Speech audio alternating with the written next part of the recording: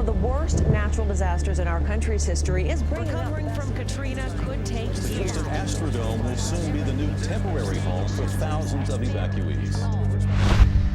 It was like a rolling disaster that just kept getting worse and worse. You see them on the TV, there's thousands of them, just begging, get us out of here.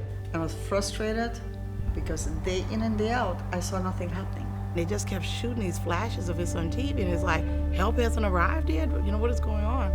I didn't know where my family was. I didn't know where my mother was. I had no way to contact my mom. I was so afraid of not knowing would I see my husband again. No one said anything about that there would be people there that would help us get to another place.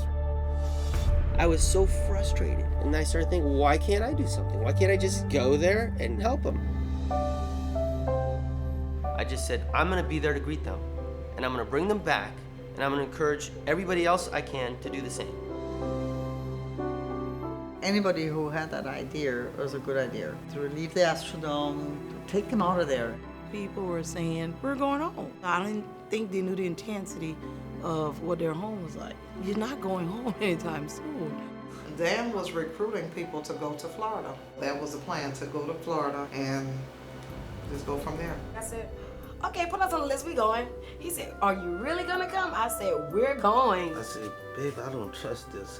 Because why does somebody just want to help me all of a sudden? I said, Dan, man, look, I'm telling you, I'm putting my life in your hands. I knew it was better than where I was in Houston, where there were thousands of people probably without jobs. Now all of a sudden he really has these people. They're coming back to South Florida. We have to find them places to live, help them get jobs, help them get clothes. I mean, they came with nothing. They got along at first, but then friction started to appear.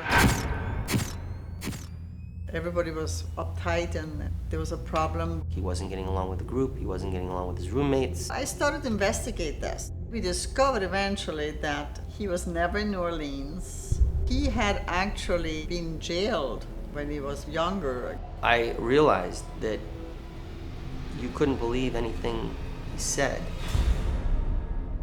What Dan gathered together was a microcosm of society. Not all the results were positive, but isn't that life?